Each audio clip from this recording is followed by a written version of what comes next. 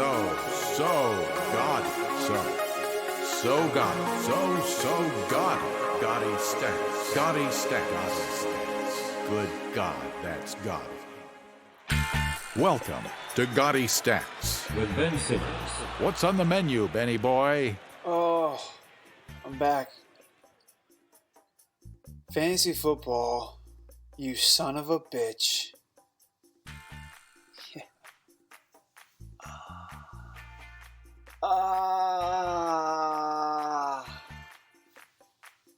Why do we play this game? Huh?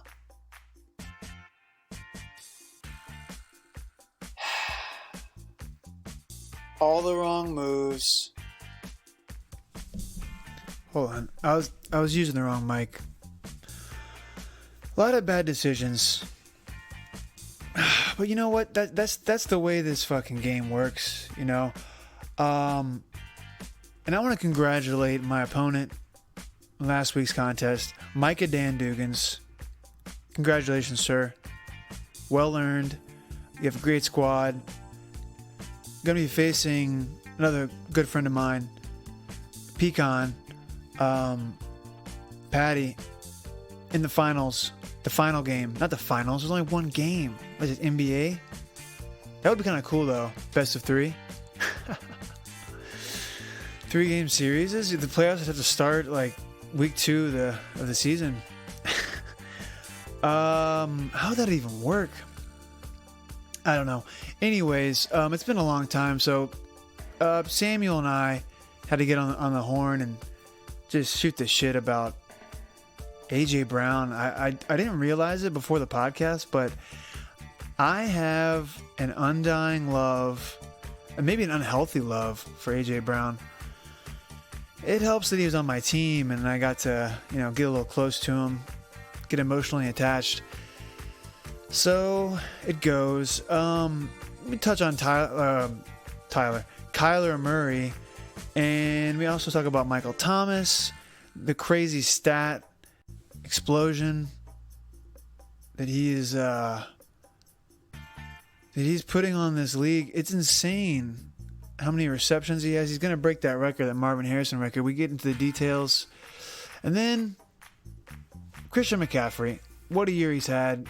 Rivaling LT's fantasy greatness, possibly surpassing. I don't know if he's quite there because LT had too many touchdowns.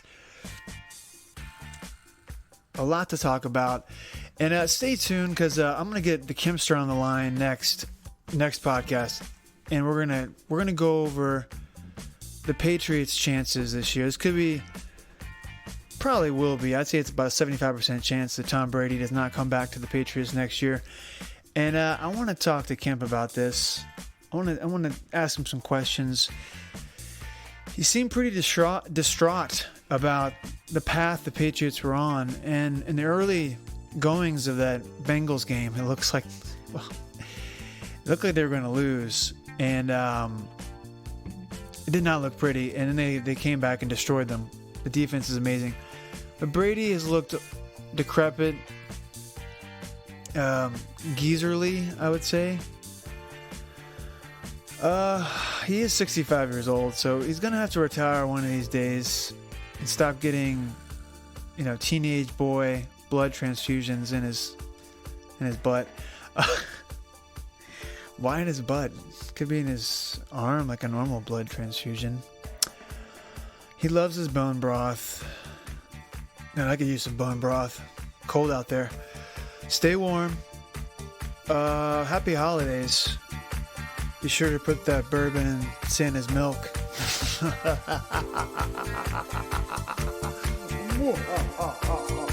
Merry Christmas, you fucks.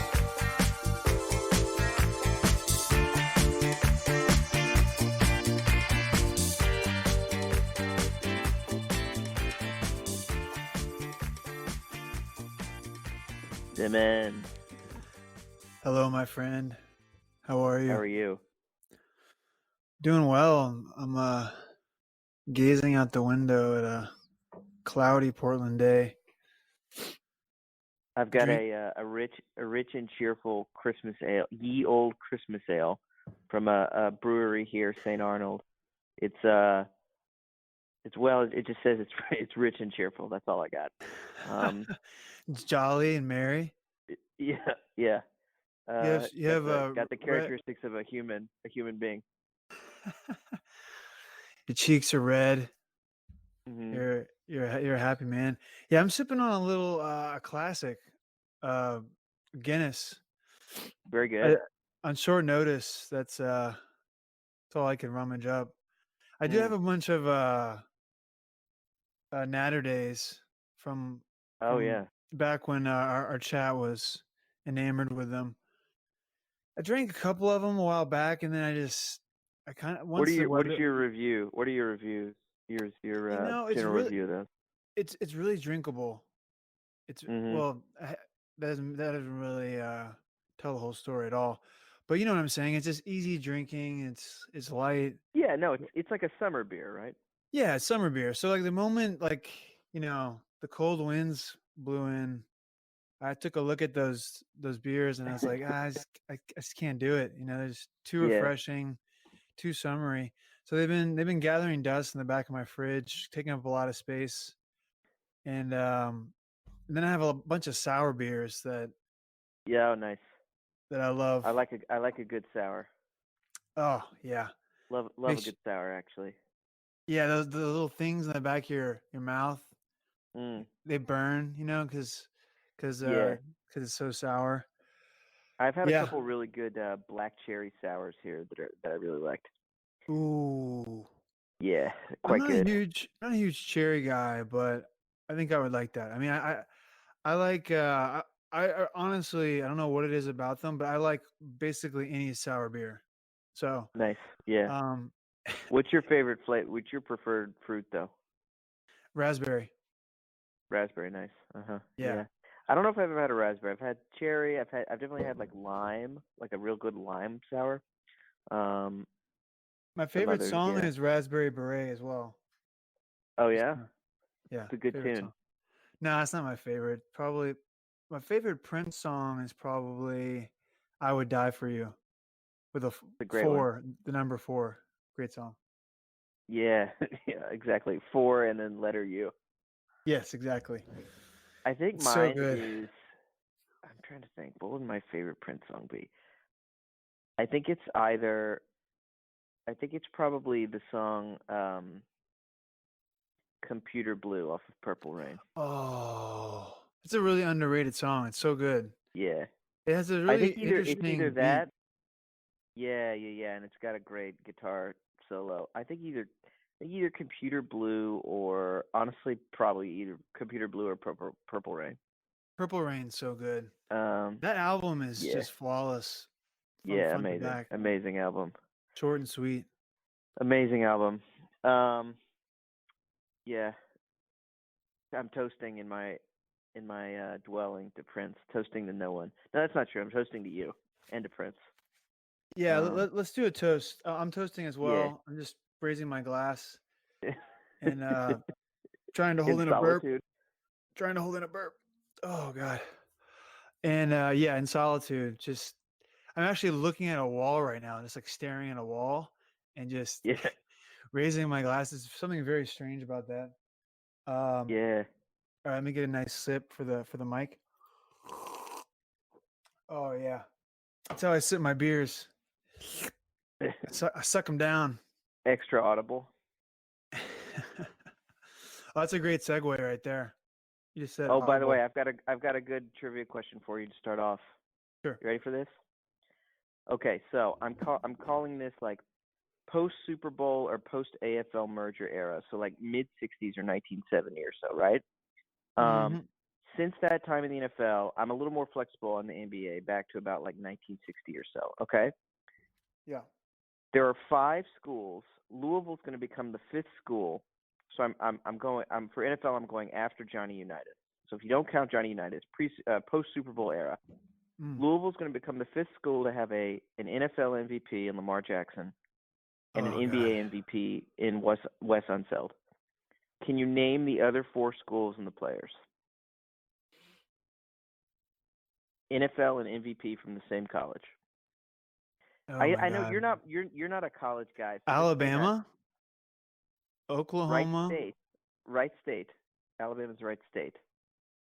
Ole Miss. One of your Oh one wait, of your that's favorite Mississippi. Jesus Christ. yeah. One of your favorite players of all time.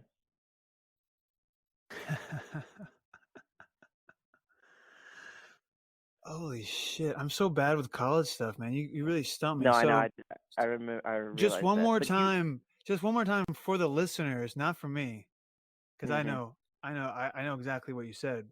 But refresh my memory again with Yeah. the criteria. So it's post Super Bowl NFL MVP and then like NBA MVP since about 1965. 19 So no, we'll say like 1960, 1955. so there's four schools, Mhm. Four schools that have had one in each, both one NFL and NFL NBA. and one NBA. At least one, yeah. Mhm. Holy shit. Okay. Oklahoma State? Good guess. Barry Sanders and Thurman Thomas both, but no basketball players. Ah. So wait, you said that Alabama, that was getting warmer there. Yes. Uh There's a certain there's a certain NBA player you like, one of your favorite players ever. Oh, yeah, that's right. Steve Nash, he's from Alabama. I forgot. That'd be hilarious if he was. Same franchise. Same franchise. Same franchise. Same Oh, franchise that Charles Barkley. Charles Barkley Fucking at Auburn. Auburn, and you know who else played at Auburn? Oh, so I'm bad putting you on at the this. spot here. I apologize. No, go ahead. Just go ahead and give me the answer because I'm not. I'm so bad at this kind of stuff. Okay, so it's Auburn with Cam Newton and Charles Barkley. Oh, I forgot Cam North Car- won. North Carolina with Oh. Michael Jordan and Lawrence Taylor. Oh, that's yeah. I wouldn't have gotten that. L- I don't know where Lawrence Taylor. I have no idea where he went to school. yeah, I didn't really know either. Texas with Kevin Durant and Earl Campbell. Oh, that makes sense. Yeah, it's a good one. And the last one was the hardest for football, but it's LSU had both Shaq and Bob Pettit as NBA, and then someone who played for the Wow. Colts in the '70s named Burt Jones, quarterback. So Louisville, Texas, LSU, Carolina, and Auburn, 5 schools. So It's Louisville's amazing. a pretty good company there. It's in great company. And Lamar had a hell of a year. He had such a great He did. year, and such great performances that I decided to sit him down in a semifinal of fantasy playoffs. Yeah. I said, you know what, Lamar, you've done a great job. Hey, there's the bench. Just have a fucking seat and watch the game. Yeah. You've done enough. Oh God, but My condolences on your loss. That was a tough loss. it was one of the weirdest matchups I've ever been a part of. I was actually texting with Micah, who won, and we were both like, what the fuck was that? Like, our benches were filled with points. The decisions we made like didn't pan out. You know, Yep. some of them. I mean, I started Drew Brees. He had a great week. I mean, he had 304 touchdowns. And if I had started Lamar, I still would have lost. I would have lost by less than a point, which would have been even more. Does that make you feel better? It does a little bit. I'm not gonna lie, because that would make me feel a little better, to be honest. Yeah, I did the math this morning. I was like, I woke up and I was like, oh fuck, yeah, I blew that one. But then I took a look at I did the math, and yeah, I would have lost by less than a point, decimal points. So yeah, it made Which it a little honestly bit better. Might have made it worse, right? Yeah, it would have made it worse if I had lost that way. But what really kills me Jack is Doyle. that guy fucking killed me, man. So the much Colts for like, were they out? Were the Colts out on Frenchman Street on Sunday night or something? Like, dude, what the hell was that performance? Jacoby Brissett looked like he was drunk, high. He looked really bad, and he had like really bad acid reflux, and he had diarrhea because he couldn't hit the broadside of the barn at the beginning of the game. One of those. No, he's bad. One of those for each quarter. Drunk, yeah, first quarter, high, second quarter, acid reflux, third quarter, diarrhea, fourth quarter. He was 4 for 11 for 40 yards, like in the second, like late in the second quarter or something. And I was he was brutal. I was like, all I needed was Jack Doyle to catch a touchdown. Brutal. The funny thing at the very end of the game, they did a play action and he threw over the middle to Doyle in the end zone. He got If he had grabbed caught and they that took pass, I flags. would have won by decimal points.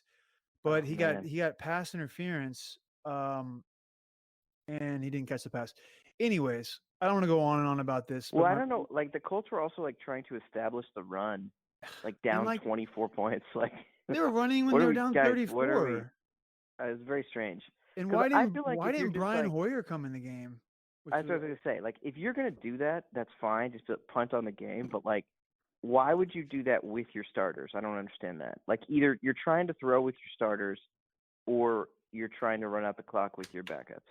yeah, it makes no sense. It was stupid. But I should have started Lamar. He had a great matchup.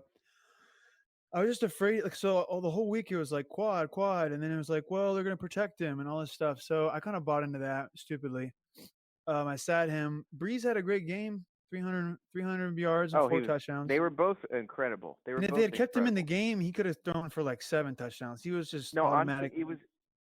Yeah, no, it was like the Colts' fault almost that they like weren't keeping pace. I know, and but The I Colts were should have. so bad that he didn't have any incentive to keep throwing.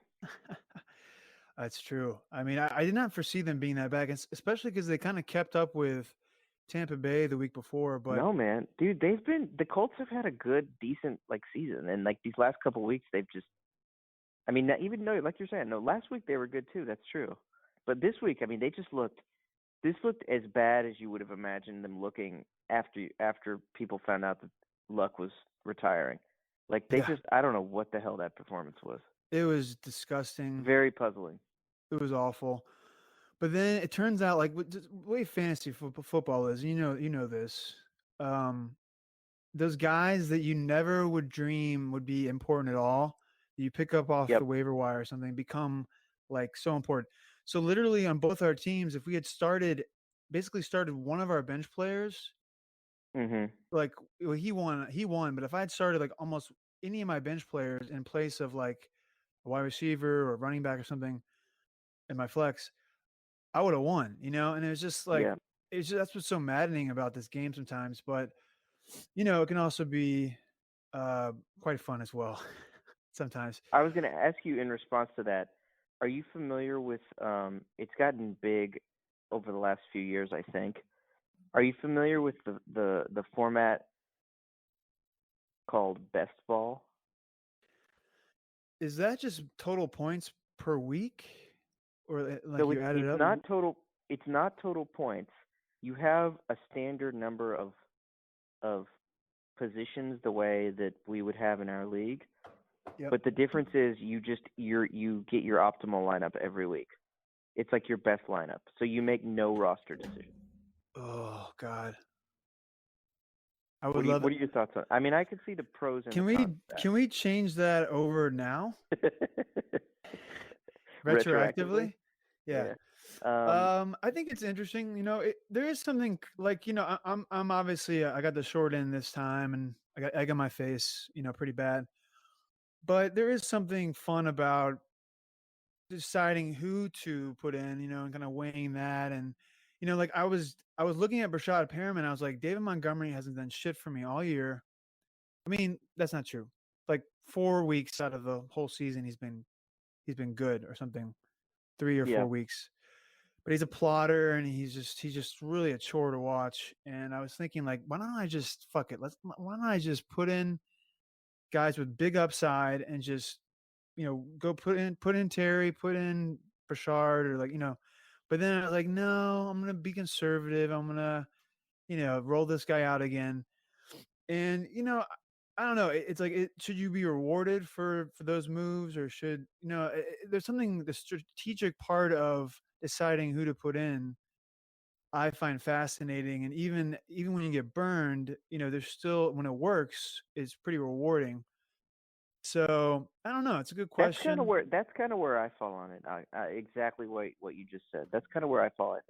I think. I think it rewards depth of squad for sure, so that you're not penalized for having people on your bench. Yeah. But I also think exactly what you're saying. I think we still it negates that sort of tough call that everyone has from time to time, where there's a flex position and there's three guys and they don't know who to pick, and it can make or break a week. And I think, yeah, I mean, is that a skill? I don't know if I'd call it a skill, but it's definitely part of the game. So I think it's an interesting idea and it's an interesting wrinkle. There's Mm, obviously a huge emphasis on the draft, and that even more so than in most other leagues. Like the draft is all important, but mm. yeah, I don't know. I hadn't really read up on it much until this year, but kind of reading up on it, I thought it was interesting. Just listening to reading people about people who've done it, who say, I just feel like I can get rewarded for a good draft more, and that whole sort of like, well, I'm unable to trade, but I have good quarterback depth, and I'm always afraid I'm going to pick the wrong guy, and this sort of mitigates that and says, well, if Yeah. you have Breeze and Lamar, you just always take the better of which of the week. Yeah. So No, it's a good point because Breeze has more points than Lamar the last 2 weeks. I mean, he yeah, might have yeah, more than him the last 5 weeks. I don't know because Lamar was like tailed off a little bit before this Jets game, but no, I mean it was I don't know. It's interesting concept. I definitely see that part about like, kind of struggling to figure out who to start. It's can be kind of maddening, and there's really no rhyme or reason to it sometimes. Like, great matchups on paper just don't always pan out for whatever reason, like because of the coach or because of an yeah, injury or I totally. I mean, everyone's had they start somebody and they get injured in the first quarter or something, and that's really frustrating. So honestly, I could go with either format. The more I think yeah, about best yeah, ball, the more I'm like, well, actually that sounds like it could be kind of cool. yeah. I think too, when you have a true toss up at a position or at a flex, or at your flex position, I think like, okay, so let's say like on average like 10 times, right, that you're forced to make that call over the course of the season.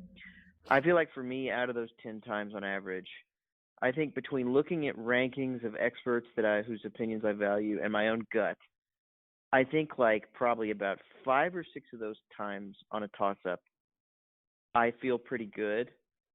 Um, in terms of, all right, I feel like I'm making an educated guess. I feel like my opinion aligns with what people who do this professionally think, and I'll live with the results. But the other 4 or 5 times, Simmons, I'm just like, I'm just resigned to it. I'm like, all right, I'm gonna you right, whoever I put in. This happened with me all on a weekly basis with my flex between Latavius Murray and Jamal Williams. I was just like, whoever I put in, it's gonna be wrong. Oh Like God. it doesn't matter what the matchup is. I can look at every split, home road, try to think about the game script. I can try to anticipate all these factors. Doesn't matter. I'm going to be incorrect. Yeah, yeah. I think everyone has been there with like a certain player. Like I remember one year I had like a decent draft. I thought because I had all these guys who were like mediocre. Like I Yeah. had Eric Decker when he was with the Jets. And then I had Chris Hogan who was with the Patriots at the time. And there was like all Mhm. these dudes like kind of in that realm who were kind of like just they were meh, kind of just in the middle at like not really high ceilings, not really uh kind of like a decent floor, and like they were just blah, and it was so difficult to figure out who to start because first of all they weren't going to get you a ton of points, and second of all it's like they could just get you like 5 points, and then No, I know that's the worst. the other guy would get That's the 15, and it's just like you had no clue who to start. Like you look at your yeah. roster and like everybody would be like a decent start, not great but okay. No, yeah, totally. You know you're in trouble when you're like, oh man, this guy could like give me like a safe 8, but then it's like, wait, 8? 8 is not Yeah, what like 8 is not going to win me anything. But you're like looking for that kind of floor and realizing that like the best either of them are, either of your choices are going to do or is going to be like, you know 13 in the very best case, and in the worst case, yeah, like 3. yeah, no, totally, and yeah, it's just so like for this latest matchup, if I had if I'd started the boom guys, like guys who can go off, I would have won.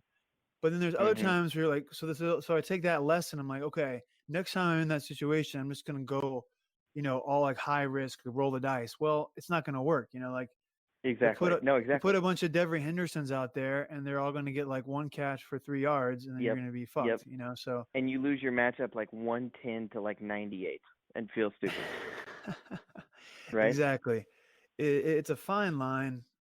It truly is. And speaking of those, the boom guys, though, I wanted to ask you, in our chat. You mentioned a guy who I became fond of as the year went Oh on, yeah, I think I know where you're going. and I actually played him in fantasy playoffs. Yep. AJ Brown.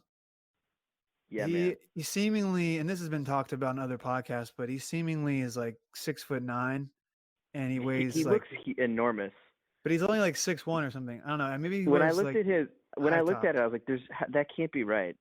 And he's got like transformer shoulders. Yeah, he He's wears got big like these shoulder pads. giant. Yeah. He wears the Tim Brown. He's doing the Tim Brown shoulder pads. I seriously thought he was like 6'4", 6'5", and could not believe he was 6'1". Yeah, it's kind of crazy. He's just so physical and great breakaway speed. He's starting to just break out here. He's been breaking out like gradually here and there. He'll just pop off. I mean, he popped off with Mariota, who I think maybe we were wrong about Mariota Listen, because here's what I'm gonna say. Here's what I'll say on that real quick, okay? yeah, If you look at Tannehill's career with the Dolphins and Mariota's with the Titans, the numbers are shockingly similar, Ben. it's true. Like No, I looked at it too. eerily similar. So it is very clear that Tannehill is a better fit for the Titans than is Mariota. I'm not going to deny that. All I'm going to say is I think Mariota deserves a second chance for the same reason that Tannehill Yeah, no, I think you're right. I think he just needs a change of scenery. Like I've never been a big Mariota fan. I'm not or anything. I do think he flashed at times what he can do if he's in the right system. Like I did. still Yep. think if he was in, and this would be true for a lot of quarterbacks, but if he played for, like if you exchange him for Jared Goff last year, I think he puts up great numbers and he probably has like 5 rushing touchdowns or something, because he's more mobile. Um, I don't know. Maybe he's not as good a pocket passer as Goff. Who knows? But I just feel like he needs to change the scenery. But Yep. I will say that what Tannehill's been able to do with AJ Brown is pretty No, fascinating. it's really good, man. He's getting force fed It's really targets good. now, and he's going to finish probably with 1,000 receiving yards I was by gonna the end of say the year. so he's got 893 right now. He needs 107. The Titans are in playoff contention. They Oh, play he's New definitely Orleans at going to get home. it. I mean, you would think he was. I'm you know, I feel confident and better in saying he's definitely going to get it now than I would have if you'd won, because I feel like I would have been jinxing it if I'd been like, oh no, he's definitely getting to 1,000 yards, and then he just like, his fucking shoulder flies off on the first snap. But like Well, Sam, all it this came dude, down to was exchanging David Montgomery for Brashard Perryman. I know. If I had How just many done how many that, teams has Perryman been on? see, 3, that's the thing. 4? And like, here's how stupid I am. Like, I picked him up, and I was like, I'm fucking tired of David Montgomery. I'm gonna put him in. I'm gonna put a wide receiver in for him because I can't stand him because he fucking. I Yeah, don't know if he sucks or what. The offensive line, I don't know. yeah. And I had all this energy, and then I listened to some podcasts, and they were like, Richard Perryman, he's been around, he's been on teams, we know what he is. He's not any good. And I never stopped to To be think like, fair, I think that's what the evidence showed, isn't it? I mean, yeah, like, and on Fantasy Pros, it was yeah. 100% start David Montgomery and 0% Oh start man, Rashad Perryman. on But the who sometimes, should I start thing? yeah, Yeah. yeah, and sometimes you should just go with your fucking gut because No, I agree with that. I because agree with it that. can lead you. Sometimes, It led me astray in this matchup and other parts, yeah. but like, I mean, I'll I tell just you had a where feeling. the place where I do the gut thing more than anything is on kickers and defense. Like there are times when I look at that and I'm just like I look at the Fantasy Pros rankings for defenses and I'm just like I don't agree with any of this. I was playing in a consolation matchup in my other league, but it's a keeper league, meaning the consolation stuff matters because it's for a draft pick. By the way, that's a whole nother story. I lost first place and a first round bye in that league by 3 points because of Dalvin Cook sitting out the second half against Seattle in Week 13. Wow. So that was a rough end to that league. But this past week, I'm looking at Fantasy Pros and I have Buffalo's defense, and like all these dudes have Buffalo at like 15 or 16 among defenses. I'm looking at it and I'm like, number one, I think this defense is pretty good. Number two, Duck Hodges is not, Terry Bradshaw. Number Yeah. three, I feel like the Steelers are due for a loss because they've like kind of escaped and whatever. And I don't know how the Bills wouldn't be top 6 or 7. Now that being said, there are other times where I think that, and I'm wrong, obviously. But I just feel like on kickers and defense, like I would love to know these dudes' methodology on that stuff because I honestly think they just put a bunch of names in a hat sometimes and just start drawing. Yeah. Like yeah. Kai Forbath, number 1, Harrison Buckner, number 2, Matt Gay, Yeah. number I mean, 3. I think a good way to look at it is like, if you think, I think the Bills, I think they were favored. I don't know, but maybe I'm wrong about that actually. But I think if Duck Hodges like coming back from a deficit, if you think there's a good chance that's going to happen, then Yeah, that defense is a great start. And the Bills are a nasty defense. Like I was that's a going against, really, really good defense. yeah, I was going I mean, that against was them not. this week, and they Yeah, they that were was not. scary Yeah, to man, I watch. would have dreaded that because Doug kept throwing. Well, he kept throwing ducks, right? He was living up to his name, kind of. He kept throwing these shitty out routes, and it's like, dude, like there's 2 DBs who are seeing you throw that pass and who are going to be in front of the ball before it gets to your receiver. He kept throwing them too. Yeah, and he kept like rolling out and Anyway, just throwing it on the sideline. no, yeah, and it's like Getting it it's not his fault, man. He's the third string guy. He's undrafted. Like he didn't want totally. to Yeah, be in this position, but yeah, the Steelers they were like you got to have like some offensive players at some point to make the playoffs. I feel like, and I'm thinking that I can't believe I'm saying this given how the Titans have been, but like I would much rather see the Titans in the playoffs than the Steelers, just because they're a more enjoyable team to watch. So, but back to AJ Brown, okay? yeah.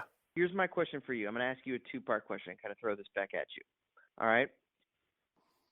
First part, I want you to tell me, like, because whenever I asked this of our friend Kemp the other day. I was like, I said, where do you think AJ Brown goes in 2020?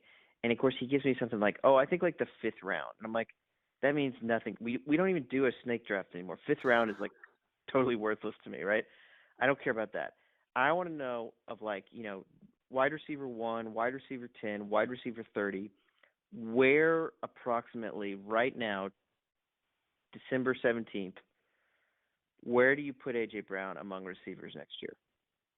Gun to your head. Bill Simmons style, I like it. Yeah. Gun right, put a gun in your mouth and answer. Gun in your head and also in your ear hole. Guns in every hole. Answer the question now. We'll blow you to smithereens through all your orifi. Right. Let me think about. You know what? Honestly, he's going to be a wide receiver 1. Tannehill's going to be back. They're enamored with him. He's going to get a contract there. Mm-hmm. I among think all receivers, though, where do you think? I think he's a wide receiver 1 in your fantasy squad, and I think because he's going to be the number 1 wide receiver. He's going to get like 8 targets a game. He's got huge big play potential. He's also a good route runner, good possession receiver. So if you're calling him a 1, you think he's a top 12? Oh, I was about to say, I think he's going to be like in the top 5 next year. Holy shit! Wow, it's bold. I know, but he's following the same path as Odell Beckham. Odell came in during. He looks really good. He looks really fucking good. Yeah, he's going to be. First of all, the division doesn't scare me that much, and And I think No. he's just gonna be like he's a number one passing option in a run heavy scheme, yes. Yep. But you've seen how they're started to use him, and maybe it's too reactionary. But I just remember what happened with Odell. He came in like in the middle of the year. He had been hurt, and that next year he was amazing. I think he had like a whole season's worth of stats in like 12 games or something or 10 games, crazy numbers. And then the next Yep. year he was amazing. Yeah, the last Um, 12. Yeah, right. He was out for the first month because he pulled his quad or groin or something. yeah, and Odell did. yep, and they ran the ball a decent amount, the Giants. Yeah, no, So they did. They did. so like I don't know. I just think it's a little bit of a bold proclamation, but I think top five.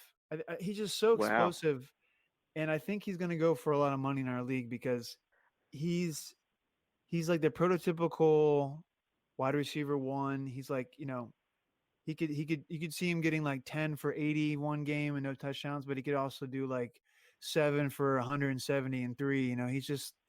He's so explosive Yeah. that Yeah. I think he has all the tools. And yeah, man, I'm not like about like how much money would Well, no, I no. So mean, here's what I mean. thinking Okay, so about so first that. of all, I think that's hard to know. Like I don't even ask it in those terms because like that's all dependent on what the draft room looks like and who goes first where and all that stuff, right? But like uh I'm really I feel pumping like him up right now. he's what Corey Davis they thought Corey Davis was going to be because Corey Davis was like the fifth overall pick, and Yeah. AJ Brown was like I think second round maybe or third round. He was really hyped in his last year at Ole Miss, and like he was college teammates. AJ Brown and DK Metcalf were in the same receiving core at Ole Miss, and That's crazy. I feel like AJ Brown is. But see, I feel like AJ Brown is a very clearly a more versatile receiver than Metcalf. Metcalf is awesome also, but Metcalf I think he's like a physical big jacked dude who catches deep balls. I don't really think his like route running is necessarily all that great. But Well, let I me ask think you this. really Yeah. fast. I think Mhm. the fact that he's a galoot makes it seem like he's a little less, That's probably true. surgical with his routes. That's not the right word. No, I think that Technical. no, I think you're right. No, I think technical, surgical, whatever, right. I think that's true. Like when I think like who's converting a third and four, I'm much more likely to think that's AJ Brown than Metcalf. Yeah, I think. Well, Metcalf is. I think he's a decent route runner from what I've seen. Listen, I don't have any kind of expertise, but he seems to be in the right place, the right time for Russell. But you're right, he's like more of a deep threat at this stage in his career. But I can see him being like a wide receiver one too. I mean, he's Yeah. talk about Yep. like a Julio Jones, a jacked Julio Jones kind of body, and Yeah, man. maybe not the same speed, but I don't know. I mean, he's got crazy speed. I read that he weighs 200 more pounds than Tyler Lockett. No, I'm just kidding. It's hilarious. But there are size major size differences there. Yeah, yeah. I mean, I've been watching AJ Brown a lot this year. Um, I picked him at the very beginning of the year, and then I dropped him immediately. He got lost in the churn. Yeah. And I had Like him and actually started him for a week or two. I But then I was remember, like, I yeah. don't trust the target volume. And right after I dropped him, I mean that game. What was that game? That game against the Jags. He was like a monster in week 12, and then he had that monster game against the Raiders. And it's just been. You're right. I mean, it's been that very classic. I mean, I don't have a. We need to get a list of like all the rookie receivers with 1,000 yards. My guess is it's a pretty damn good. He's in Oh pretty good yeah. company if he gets there. But no, And he's like he so seems durable too. I don't know if that's he does. I mean, the way he's built. he's just the way he's like coming on at the end of the year like this. I just think. I mean, I see no reason why that won't carry over. Like it doesn't. It looks to me like he can run any kind of route. Like you're saying, he's physical, he's fast. He can. He's got pretty good hands from what I've seen. Yeah. It just seems like he's exactly. I mean, he's what they thought Corey Davis was going to be, and Corey Davis is fine. I mean, he's okay, but Yeah. AJ Brown, I think, is clearly already the number one in that receiving core. Yeah, man. So here's He my looked question to you. nasty. So ready? So here's my question. We'll while we're parroting other people's while I'm stealing from other people's sort of methods or shows or kind of games phrases. Let's go name game. Tyreek Hill, AJ Brown. Next 2020. year? Yeah. I think my luck has run out with Tyreek Hill. Personally, I drafted him last year. He was amazing for me. I got a decent deal on him, and he was just incredible. This year he's been hurt. He still is great, obviously, but for me personally, I think I could get AJ Brown at a better deal. Mhm. Hey, I got a great deal for you. Hey. Hey, Um, hey. but no, I mean, I think he could be a better value. Yeah. But Tyreek Hill, he's very tempting. Don't get me wrong, but I So think you would you would think you the think safe maybe money. Hill is yeah Well, hold on. The safe money is Tyreek Hill though, in terms of like better fantasy year for next year. better. But Uh-huh. I think I'll go with AJ Brown. Okay. Let's go AJ Brown or Keenan Allen. AJ Brown again, man. This is gonna look so stupid when we look back. No, Like, I don't think it will. I really don't think it will could though. look really Here, stupid, but I don't well, care. here's one that's more similar, like types of receivers: AJ Brown or Cortland Sutton. Ooh, Drew Lock has looked pretty good. Dude, Cortland Sutton is good, man. He's Yeah, good. He's like a real receiver. He's a real NFL receiver. that's basically like a wash almost. I mean, I guess I would go AJ Brown because he has more chemistry, immediate chemistry with Tannehill, but Tannehill, yeah. it's a close one. Let me think here. Okay, Odell Beckham, AJ Brown next year. Well, I guess Obviously, depends on if like a mannequin is coaching Cleveland or Freddie Kitchens. um, this sounds insane, but I'm gonna go AJ Brown again because All there's right. so much No, unknown with Odell. Like Odell's gonna get that surgery. He still yep. has Baker there. Um, I haven't seen any evidence yet that Baker can. Well, he's been force feeding Landry, and Landry's been great. I mean, he could be good with Baker. Actually, now that I think about it, I'm gonna stick with AJ Brown. AJ Brown against everybody. Okay. AJ Brown against the Okay. world. So what's your cutoff with him then? Like There's no cutoff, you Sam. wouldn't take He's him. my number one wide receiver. No, I'm joking. Wow. I mean, DeAndre Hopkins, of course. Michael Thomas. Michael Thomas, of course. Mike Evans, of course. Even Chris Godwin, of course. Okay. I think Tyreek will DJ Moore. Tyreek will have a better year. I think if you look at it in an unbiased way, but since I have a history with him just the last couple of years, Uh-huh. I personally am gonna kind of shy away from him most likely. Yeah. Yeah. Because he's just such a small little guy, and I feel like every game he almost dies. Like he gets hit and he lies on the Yeah, ground for no, yeah, he 2 minutes, gets and the you're shit like, knocked out of him. Jesus Christ, man. Yeah. Who else were you saying? DJ Moore. Oh, DJ Moore. That was a great call by you this year, man. He has had some blow up games. Yeah, he kind of consistent. I mean, he's quietly had a very solid year.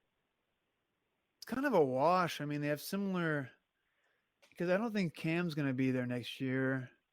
So Kyle Allen will probably be there again. Yeah.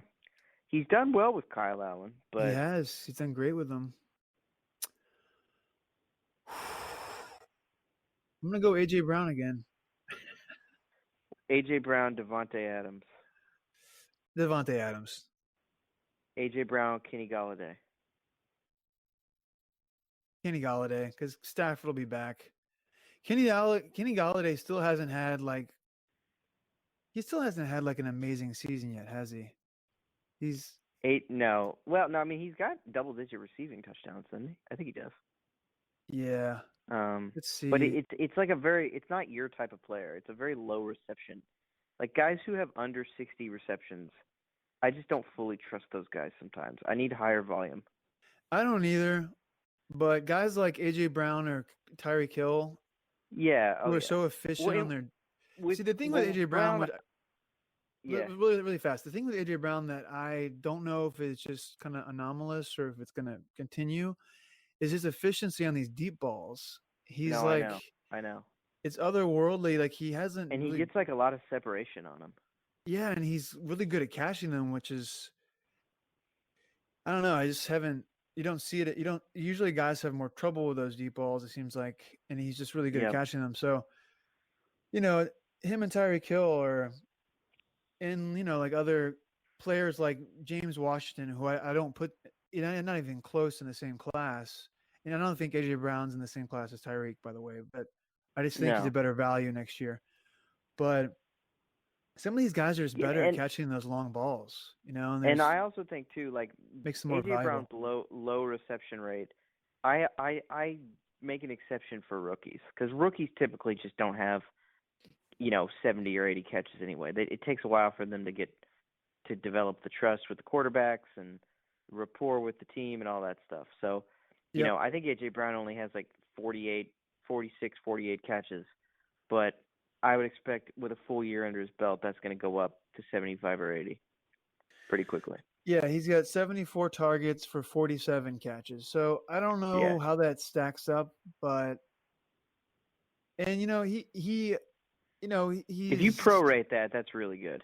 If you prorate that to like a full load, like Hopkins or Julio or Odell has, you're talking like yeah, 90 catches. I don't think he's had double digit catches. Like last this Yeah. last week was his first time. I'm sorry. No, I know. It was the first time he had double digit Targets. targets.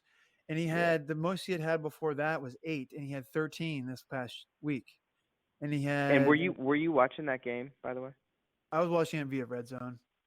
Yeah. Like they figured out pretty quickly like, all right, we need to like throw to this dude like a lot.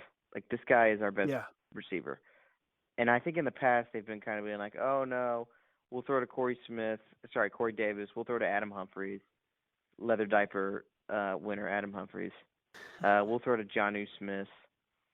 And, I mean, those guys are fine, but like AJ Brown, like to your point, he's a wide receiver one talent. And I think they've only in the last quarter of the year or last third of the year realized we need to give him wide receiver one volume because he's that good already. Yeah, I mean, totally. And just if you look at his first 4 games with Mariota, his first game ever, he had 4 targets, 3 receptions, and 100 yards. It's just like okay. Yep. And Yep. then he does nothing. He gets like 5 targets the next 2 games and basically does nothing. And then the fourth game in that sample size, he gets 3 targets for 3 receptions, 94 yards, and 2 touchdowns.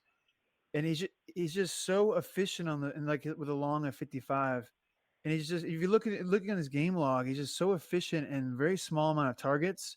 And it's kind Yeah. of crazy. Like he's gonna probably finish with just a really weird year long stat line of like not that many Mhm. targets, not that many receptions, a lot of yards, and a lot of touchdowns. Yep. Like well, Yep. relatively. I mean, he might finish with.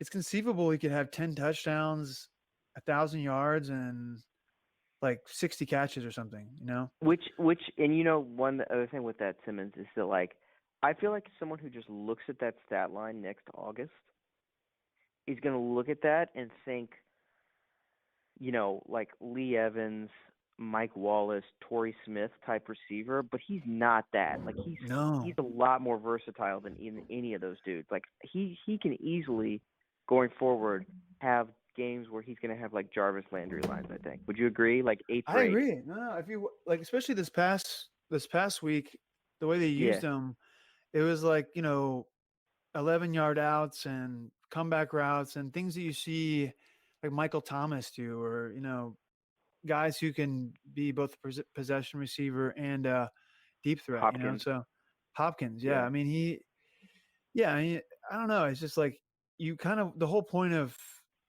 fantasy is you want to get somebody who's like about to explode and you can get them at like a good value. So, I mean, now that we've talked about it on the pod, I was gonna say, yeah. our league mates might be a little more attuned, and or maybe they might just be like, these guys are fucking idiots, and they might just forget about it. But We should send this. We should send this clip to AJ Brown's agent. I think we've just like done all the PR. I'm we need just to slobbering all over AJ Brown. I'm like, I am completely head over heels, but yeah. he's the real deal, man. Like, and about my point in like mentioning his numbers earlier in the year with Mariota is that he did so much on. He was so efficient. He did so much with so little. Like they ran the ball so much, and he turned Mariota for those couple games um, into a great quarterback. You know, and like I don't Yeah. know, Yeah. he's just one of those guys. It was like Hopkins when he had all those shitty quarterbacks. He made Yeah. them all look better than they were as well. So He's not dependent on one guy. That's what that shows too, right? totally, yep. Yeah. Well, I wanted to ask you about another guy. I don't have Sure. too much more time here, but I wanted to ask you about a guy that you talked about earlier in the year, and selfishly, he was also on my fantasy team for a short while, Uh-huh. and I was smitten by him when he was. He's a little guy. He's kind of like a jackrabbit. He's he's like a little terrier running around out there. I'm talking about Kyler Murray. Oh yeah. I really liked watching him play, but lately he hasn't looked great. Except he looked great last game. He played pretty well last game. I thought, at least in terms of All you got to fantasy. do is play the Browns, and you're fine. Yeah, God, man, Kenyon Drake. Yeah, see, if Micah had played Kenyon Drake, any hope I had would have been squashed because he had like 43 fantasy points. Oh man, But ridiculous. what do you think his outlook is for next year, Kyler Murray? Like in terms of, do you think he's a QB1? So like he's going to finish, you can play him most weeks. He'll finish in the top 12. Also, where do you think he'll go in our auction in terms of like the most expensive QBs? Like, will he be in the top 5? Will he be, will you be able to get him for like $3 or something? Or what do you think? I think it'll be between between QB5 and QB10. In terms of the actual auction value, I don't know. Yeah, I actually think about that value too. I'll say $7, $8, $9 maybe. I feel like if I go off the top of my head, like who's definitely ahead of him next year? I'd say Lamar, Watson, Mahomes, Wilson, probably Dak. I still am going to put Breeze and Rodgers ahead of him because I think you just have to. So it could be a good buy low then, maybe. So what is that? That's 7. Yeah. 7, 8. But see, like after that, I'm just trying to think of like the obvious. I mean, no, not Rivers, not Carr, not Locke, not fucking Gardner Minshew, Tannehill, Brissett, old ass Ben Roethlisberger with a gimpy arm. He looks so funny on the sideline. He just looks like a coach. He doesn't look like a player at all. He looks ridiculous. He looks extremely overweight. Baker, no, I'm not gonna take Baker over Kyler. Nobody in the AFC East. Sorry, Josh Allen. Not Wentz right now. See, I feel like I'm trending toward like the exact spot I would give you. Man, Cousins, Murray. I think upside. I have to take Murray for 2020. Stafford is banged up, but he's probably better than Murray. Healthy, though. Maybe next year. Maybe Cousins has these games where he doesn't do shit. Like he wasn't good. I was talking about Stafford. Sorry. Oh, Stafford. Yeah. Yeah, Stafford's a tough one. I think Matt Ryan is a tough one too. Oh, and I haven't even talked about Jameis. I have no idea what the hell you would do to try and rank Jameis next week. Oh my god. Next year, he could be ranked either 3rd or 23rd, and I would agree with either one. I saw a tweet that they were talking about how he was wearing a falconry glove this past Sunday. Like the Falcons come and land on like this huge glove, and Yeah, it looked like he was going to be awful at the beginning of the game. He threw an dude, he interception. was a monster. He is a monster. Did you see that stat? Speaking of gaudy stats, the first quarterback in NFL history, Ben, to throw for 450 yards in consecutive weeks. Jesus. Jameis, I have no idea. I couldn't, in good conscience, take Jameis ahead of anyone because he's just too unpredictable. I'd put Murray at about QB 8 or 9. I'd say for next year, Mm. as I'm talking this out. QB 8 or 9. He's had some really rough games. When he's bad, he's really bad. I Yeah. chalk some of that up to being a rookie. He looks like he's about 5'2" He looks sometimes so when he's running small. around. His decision making in some cases, like he had one play against the Steelers in the red zone last week where he clearly could have run easily for a first down on a 4th and 2, and he threw an interception instead. I don't know if you saw that play, but it was I didn't really see it. not a good play.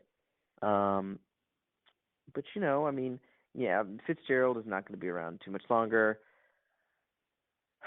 Christian Kirk has been on my team. I mean, I don't know. Christian Kirk's a nice player. I don't think he's he doesn't have like AJ Brown upside, right? I mean, I think he's a good possession receiver, but I'm not sure he's ever going to be like a number one in an offense. Yeah. So maybe they need to get some weapons, develop Andy Isabella, some of those other receivers. But yeah, I mean, I feel like with the running ability and Kingsbury's offense and their shitty defense, I think they're going to find themselves in a lot of shootouts, and Murray's going to have to throw quite a bit. I like that they play indoors as well. Yeah, they play indoors, right? And so the weather won't be as much of a factor. You would think that a lot of times too with those 3 division road games, maybe Seattle not so much, but San Fran and LA weather would be pretty good too. Mm-hmm. Yeah, I mean, like, I can't tell you honestly that he's exceeded or disappointed my expectations. He's been about what I thought he'd be.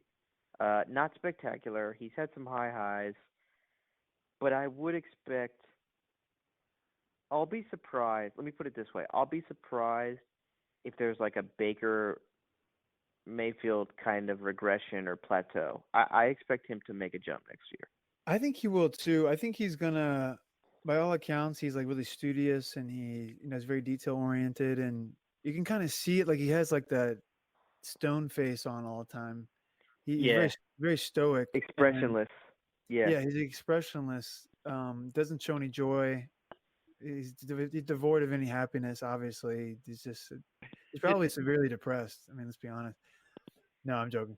But no, I like their short passing game. I just think there's a lot of things about, and then the rushing component. And I feel like one more year in that offense to get, it's kind of a detailed, intricate offense. I think I'm assuming they're going to bring back the coach, which I think they should. I mean, there's some good. They did some good things this year. yeah, oh Um, yeah, and I just like the offense in terms of potential, like fantasy scoring potential. Like I think yeah, if it all clicks and he takes a step up, which he seems like the kind of guy who's going to like look at his film all summer and just like pick apart all his weaknesses and come back. And a lot of his weaknesses he can't really control because he's so little, but a lot of them he can. And they can also tailor after 1 year in the offense, I think they're going to tailor the offense even more to him, even though they already did. But I just think he might run a little more. He might be, might get better in that regard. I mean, he already has 500 rushing yards and 4 rushing touchdowns, along with 17 passing touchdowns and 3,200 yards. Let's see where he is in terms of where he ranks right now, because I think he's surprisingly high for QBs, even though he's had his past like 3 games, he has not been playing very well. yeah. But Honestly, Simmons. Yeah, he is in, let's see, 1, 2. Yeah, he's number 6 right now. yeah, yeah. He's 6th most fantasy points right now, Kyler Murray. And He's ahead of obviously we Allen, have Rodgers, to. Wentz, Ryan, and Mhm. Mahomes. Mahomes we is have to take into account that like someone like Breeze and Mahomes, they both missed time, right? But like, yeah. still, it's pretty damn impressive for a rookie to be that high.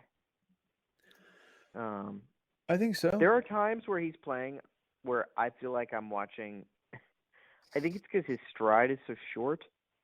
I feel like I'm watching like Sproles play quarterback, which I know is getting you probably a little hot under the collar. Well, here's the thing. Like to your point, though. 1, 2, 3, 4, 5, 6, 7, 8, 9. Okay, so he ranks 10th in fantasy points per game. Yeah, So that's a little not as good as the low picture. end QB1. Yeah, Yeah, right. he ranks right below Jeff Driscoll. Ugh. Um, so I guess in Higher guys, sample size though. Higher sample yeah, they size. got maybe he's like ninth because Matthew Stafford's on there too, but he has averaged 25.3 fantasy points per game. So in our format, so I kind of like him for next year. Yeah, I'm gonna be a buyer. I'm gonna see what I could get him for, yeah, um, but at the same time, like there's a little bit of doubt and risk there where I'm thinking in the back of my head, like, really, this guy's right. gonna hold up all year, or you really think you're gonna put Yep, all your fantasy hopes on this yep, guy? yep. So I don't know. We'll see, but Can I ask you a question? Turning to another subject real fast. sure. So we're looking ahead a little bit here. I wanna look backwards for a second. We've got a player Simmons who is threatening to break a record. He is going to break this record. I'm pretty sure of it. That I thought would never be broken. That is the single season receptions record, Oh, which was set by Marvin Harrison of the Colts in 2002, I believe. I had him in He fantasy had, that year. was it 02 or It 03? was 0-2. Well, 02. I had So he had forgotten, 100. but they showed it Monday night. Yeah. So They he had 143 catches with Peyton Manning at the height of Peyton Manning's powers as a Colt. You know, 26, 27-year-old Peyton Manning, just like all sorts of gaudiness in that offense. So right now we have Michael Thomas, who is of the Saints, the Saints are 11-3. Excuse me, the Saints are 11-3. They're going to have to, but both of their last two games are going to be meaningful, right? They play at Tennessee this week, and I think they finish at Carolina. So this past game, last night's game was their home finale in the regular season. They'll get at least one playoff home game, obviously. Michael Thomas right now has 133 catches. So he needs it's 11. insane. On 159 targets. He needs 11 to break Marvin Harrison's 0-2 record, which I, honest to God, It's a lock. never thought would be broken. I never thought that would be broken. Yeah, I didn't either. And it's gonna get broken, and it might get broken this week. But it's Honestly, gonna get broken as it long probably as he will be, doesn't man. get hurt. He's like Sean Payton is going to make damn sure, even if in the last game he has like 5 catches for 6 yards, he's gonna make sure that he breaks that record. Yeah, and the catch rate, I don't know a lot about catch rate. Like I don't know what's good or what's bad, but I do know Yeah. that 133 catches on 159 targets is like otherworldly. Yeah. And just to give you some context, Marvin Harrison in his record-breaking season had 205 targets to get to 143 catches. Uh-huh. Yeah.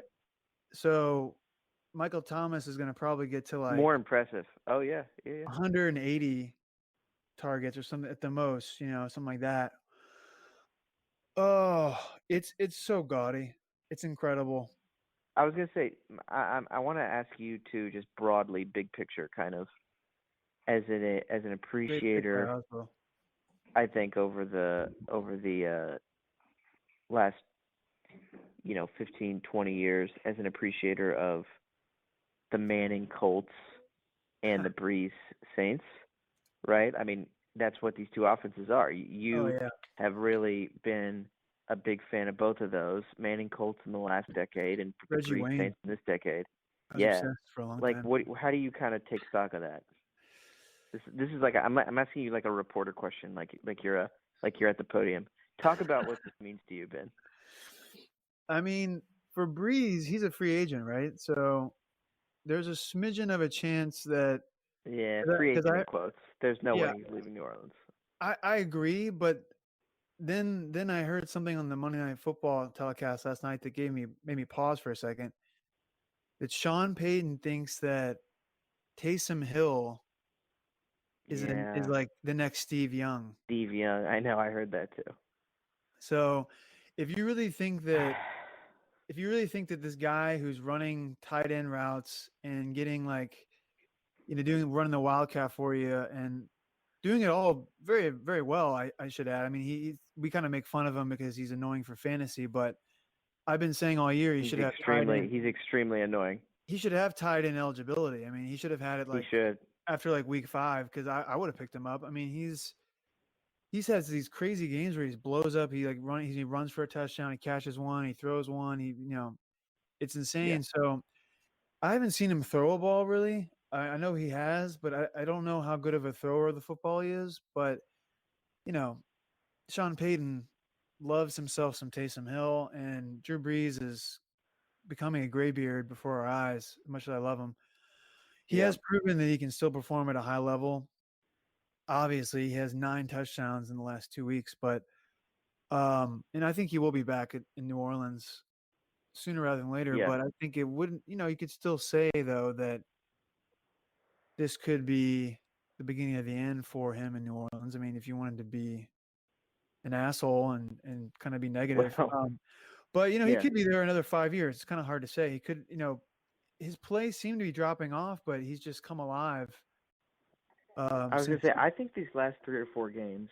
I feel like they have really just shown.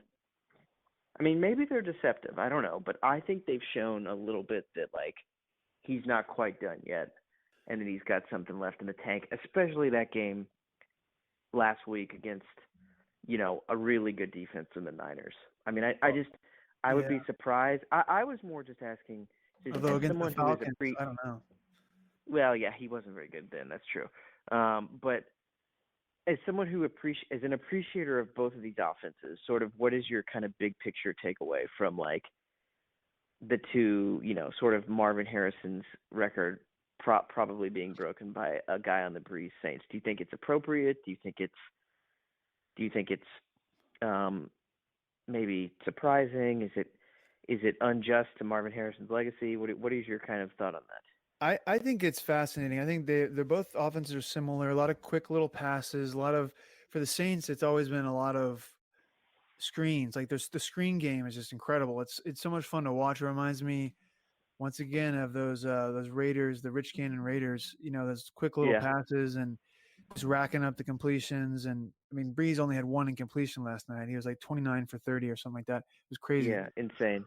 But no, I think the thing with Breeze is, for the longest time it was like, oh, he doesn't really have a number one receiver. They had Marcus Colson was like the number one for a while, but he wasn't like a statistical god. I mean, he had some great seasons, but he wasn't, you know, Michael Thomas, and then there was Brandon Cooks, and then I'm probably missing somebody in between there. He's cycled through a lot of receivers, but most of the time it was, your Robert Meachams, your Devery Hendersons, guys like that. And Jimmy Graham, I guess Yeah, you could consider him as like a number one Sneed. receiver. Yeah. Yeah, Sneed, a lot of Sneed in there. So Michael Thomas is kind of something I never thought I would see with Breeze. Like, and especially, he's doing this at a pretty late stage. He's like 41 or something. And, he's Yeah. providing enough ammunition for this kind of season. So, No, that's a great point because Manning was 26 when he was doing with this. This was not 40-year-old Manning doing this. yeah, I mean, and like the fact that he's so, and it's like, Kemp always calls him a stat compiler or whatever. And I think some of that's true because you can see how much this record means to him. And it is, he has the most yards, he has the Yeah. most He was very touchdowns. emotional. Yeah.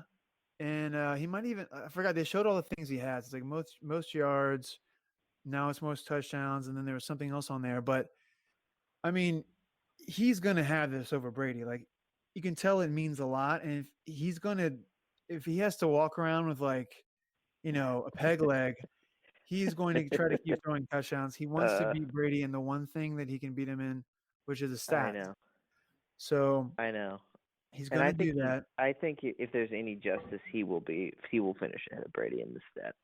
I really do. I mean, I think it's his stat in the way that it would have been, Marino's stat over Montana or Elway. Totally, totally. It just makes sense. And I will say too, like I thought Michael Thomas was pretty good, but I didn't realize he was going to be this good. And I think with I Marvin didn't either. Harrison, like pretty quickly, I was like, all right, this dude he's small, he's slight, but he's like incredible. He never drops passes. He runs like the most perfect routes I've ever seen. And like it was just very apparent very quickly that in a lot of ways Marvin Harrison was the perfect receiver for Peyton Manning. Yeah, that's Uh one of the things about Marvin Harrison that I never understood. Like he yeah. looks like just a guy, like a normal dude, like walking on the street. Like Oh yeah. he Yeah. doesn't even look really that strong. I mean, I know he is strong, but he looks so slight. He looks so small, and the fact that he was able to be that productive with that kind of build, is really incredible. Like Yep. it makes you wonder, like what he would like. I mean, I was gonna say what he'd be like if he played today, but I guess a lot of the passing game rules had already been passed through when Right, no, he exactly. was around. But He like, they kind of like set the standard for what football is today in some ways, right? Like those yeah, Manning Colts. totally. So It's really crazy. Like I'm looking at Marvin Harrison right now. He says he's 6 feet tall, 185 pounds. Like yeah, honestly, he looked and like he I was don't like even buy, 5'10". dude. I don't buy that he's 185 for a second. No, no, he looked I like don't just buy that for a minute. a normal rando walking on the street. I Just would guess like 170. yeah, yeah, yeah. But Seriously, supposedly like I don't think he was he's a 185. he's a crime lord in Philadelphia or something. He's like a No, I horrible know. person. That's a whole nother story. But yeah, Yeah. like I guess like the Manning Harrison combo. I mean, I think from like year 2 or 3, I would have been like, yeah, they're gonna like set some records. I'm not that surprised.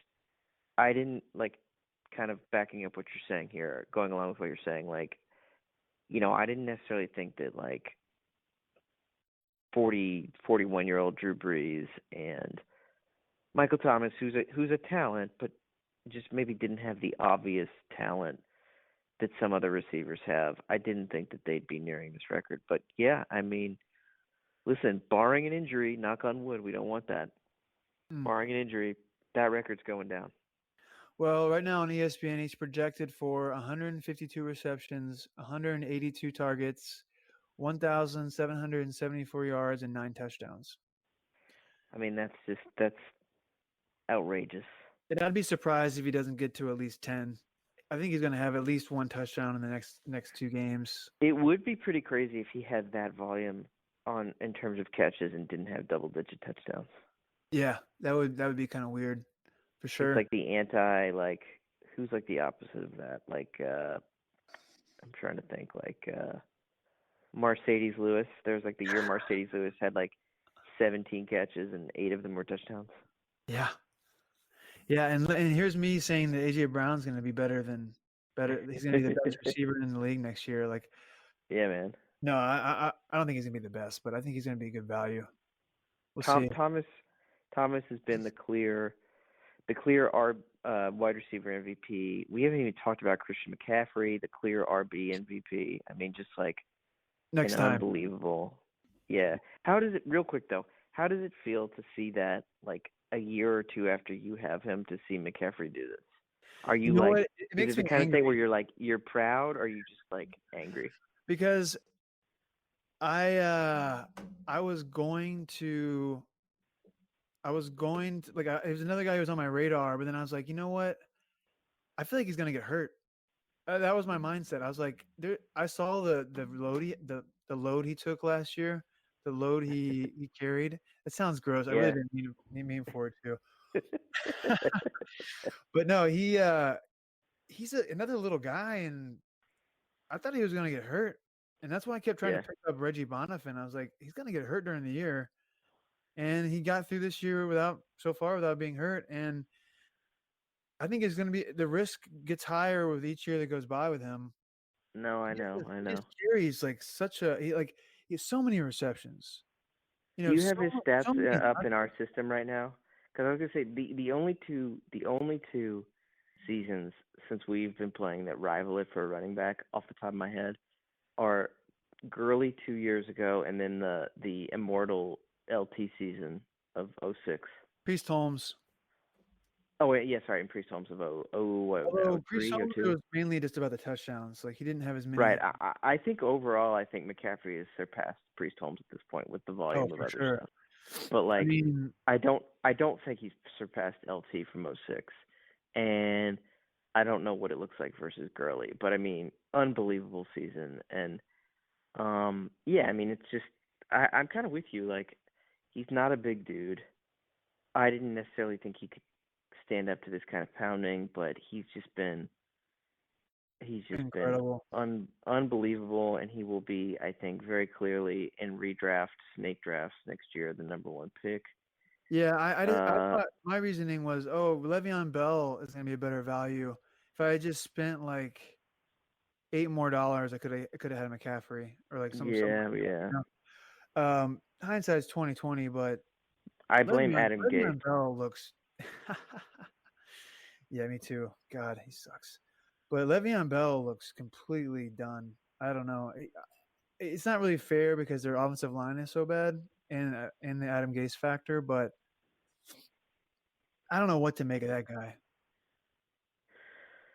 Yeah, and I mean, I'd give him another year in the system. I don't know. We'll see. I don't Yeah, like. He has not been very good. I feel like taking a year off from football probably doesn't help. I did think it was funny seeing the thing about like Adam Gase, like noting like how Devontae Parker has been this year and how Kenyon Drake has been these last couple weeks with the Cardinals. And like I saw a tweet that was just like, what do these players have in common? They all got free from Adam Gase, and as soon it's a as they good did, point, man. Especially with Kenyon Drake yeah, and Devontae Parker too. there was But there was one more player who that was true for too. I can't remember who it was. probably a lot of No, guys. Tannehill. It was Tannehill. That was Tannehill. Sorry, Yeah. that's who it was. It was Once he gets in Ryan Tannehill. clutches, once he sinks his teeth into you, drains you of all your Yeah, life no, I force. know, man. And they already said he's coming back next year, which I don't understand. Oh God. And the Lions So said today Matt Patricia's coming back. I saw that, and that was actually pretty surprising. But it's embarrassing for the GM. They have to. They're kind of like holding out hope. I think the owner actually came out and said like he's on the hot seat, but one Yeah. more year. But McCaffrey is on pace for 410 touches this year. Do you have his his points in our system? So his total points this year is 422 so far. He's got Really? 265 rushes for 1,307 So yards, he's already ahead of 14 Gurley then. touchdowns. He's got 94 receptions already for 4 touchdowns. He's gonna probably miss 1,000 yards receiving. He might get there, but it's crazy, man. It's just I he think already had Gurley had 407 in 2017. mm, So he's ahead of Gurley already. So he's basically already got the second best fantasy season of all time for a running back to it's LT. fucking Like I said, I insane, don't man. like if we read LT stats like that. That's like, do you have? Sorry, I'm not in front of a computer. I apologize, but No, I'm gonna look it up right now. LT's to '06. There's no way he's equaled that because that's the single greatest. Yeah, because of all of LT's touchdowns, but I wish I could look back and see how many fantasy points he had. He had We're just 1,800 gonna have to do the yards. math. He had 1,800 yards, 28 touchdowns, 348 carries, and then he had a lot less. Well, not a ton less. I mean, he had 56 catches for 508 receiving yards and 3 receiving touchdowns. So 31 total touchdowns. That's insane. And how 404 many total? touches. 2,300 total yards. Yeah. What does McCaffrey have right now? McCaffrey has, in terms of points, No, yards and touchdowns. he's got 18 touchdowns and let's see, 1,307. Hold on a second. He's got 21 yardage right now. Oh wow! So 2,000. he's close to LT. The only thing that's separating them is the touchdowns. Yeah. And See, I guess the number of receptions. He's pretty close to LT then. He's closer than I thought. What we need to do now is we need to manually calculate I was going to LT's say, I was 06. waiting for you to give me the exact calculation, but I'll let somebody else do that. I don't. I'm already confused right now. I was trying to find the fantasy points on. Yeah, I'm more just interested I'm mostly interested in finding it just so I know if like McCaffrey has a realistic shot at passing it. I think he does. I mean, just Yeah, which is eyeballing it, just eyeballing it. But those 28 touchdowns. So right now he has 10 more touchdowns than McCaffrey has right now. Yeah, which is. At 60 points. But you're right. McCaffrey's has already crushed him in receiving. He has. I mean, he has. In terms of like receptions, McCaffrey has like almost 40 more receptions than he did. And So what does he have right now? He's got how many? McCaffrey has 94 receptions right now on like 800. So he could break his own record that he set last year. Oh, he's going to get over 100 receptions for sure.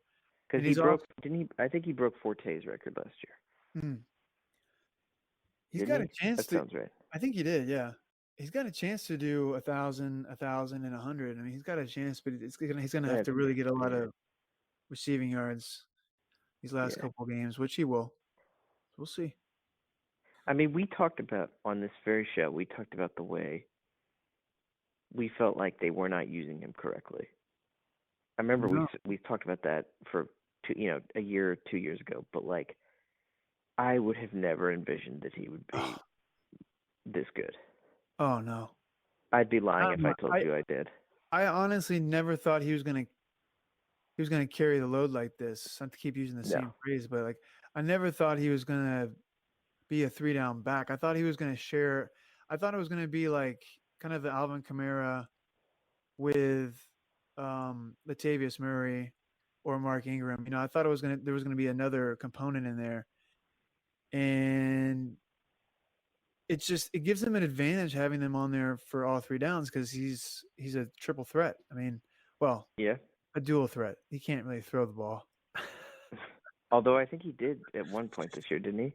I think he might have. Yeah, I mean, he can. Didn't he throw a touchdown? I think he threw a touchdown at some point. And I don't know. Like, I don't know if it's because he's small or because he's white, but it does seem like he's just like I don't know if he surprises defenders or what, but he gets by them, and it's almost like, or in some cases, I mean, this might sound like sacrilege, but it almost, some of his runs, they almost look like Lamar, where it's like the guy's in position. The issue is not that the guy's not in position; it's that the guy has no concept of how fast he is or how quick he is. So he's like in position, and then McCaffrey's like, okay, cool, you're in position. I'm going to cut this way, and you have no chance, right? Which is what Lamar does. Like, I think it's a little Lamar's bit sacrilege to compare him to Lamar. Well, okay, but at the same time, like, in terms of like the creativity of the runs, but he's so much more athletic than people realize, I think, and maybe they've realized that this year. I think you're right. But he just has these like his like sudden movements, his cuts, and like his breakaway speed is just amazing. Yeah, no, totally. I think you're right. I mean, I think in terms of his deceptive speed, his quickness is off the charts. I don't think he's like an amazing between the tackles runner by any stretch of the imagination, but we also haven't seen him with like an amazing offensive line either. So yeah, and his jukes, like his cuts, like it's not. I mean, no one's ever on Barry Sanders level cuts, but like Yeah. He's just got his change of direction. He just makes guys look stupid, like every No, week. no, he really does. I mean, he is so last year, all of last year, he had 219 rushes for just over 1,000 yards. He had 1,098 yards rushing. This year, he already has 265 rushes with 2 more games to go for 1,307 yards. And last year, he averaged 5 yards a carry, and this year he's at 4.9, which is really good. And he has a Yeah, long of 84. So I mean, he's got breakaway speed, as you said. You know, he's got to have at least 3 or 4 touchdowns over 50 yards too, doesn't he? I think he does. I'm not sure But on the top of my head, but I think he probably does. Yeah. he's going to end up with 300 carries then, probably. If he gets 35 in the last 2 games, he'll have 300. Yeah. It's I would a have never imagined he could get 300 carries without yeah. getting injured. I mean, he's gonna be the top choice next year if he doesn't get injured this year and like, have some really bad injury or something. So we'll see what he goes for. I mean, I think $70 definitely within the realm, 75 Yeah, even, yeah, because he's just you look at his game log and fantasy points and it's just like he's like a quarterback, he's like basically like Lamar, but he's your running back, and yep. God, if I only drafted Lamar and Christian McCaffrey. Oh man, Ah. I would love to know. I want to know all the people in America who did that and did not win. I'm not interested in who did win. I want to know who didn't win with both those guys. I mean, Geezy had a crazy good team. He won the points title, but I Yep. mean, he really could have ran the table if he had gotten the right matchups and everything. His team was great. Yep. A lot of good teams this year, actually. My friend, probably time for me to sign off, but Yeah, likewise. yeah, it's been great talking. Wish I could talk more, but I got to run out here and do a couple chores before dinner time. And this beer is pretty good, but I didn't finish it. Now it's kind of lukewarm, so I have to hold my nose, knock it back, Yeah. and get in Yeah. the car. No, I'm joking. I'll be on foot. So, Yeah. no drinking and driving over here. Yeah, that's right. You just go for a steady jog. I'm gonna be like one of the many Portlanders I see with a bike and a gigantic truck bed behind them, pulling a bunch of stuff on their bike. It's really awkward. Yeah, looking. exactly. Yeah, Yeah. pretty Perfect. commonplace here. Indeed. All right, man. Good chat. Great talking, man. Talk to you I'll soon. talk to you later. Bye-bye. Bye.